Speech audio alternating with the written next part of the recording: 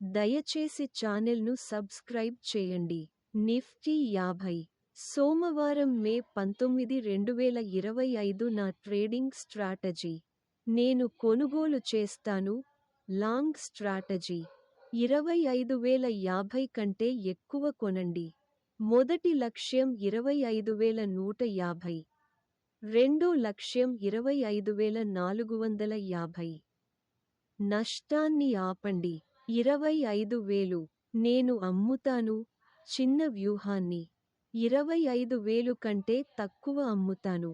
మొదటి లక్ష్యం 24,900. రెండో లక్ష్యం 24,800. మూడో లక్ష్యం 24,520. నష్టాన్ని ఆపండి. 25,050. డిస్క్లైమర్: పైన పేర్కొన్న సమాచారం కొనుగోలు లేదా అమ్మకం సిఫార్సు కాదు.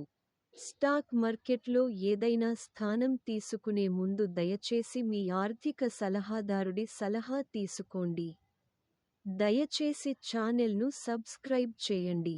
వీడియోను ఇష్టపడండి. ధన్యవాదాలు.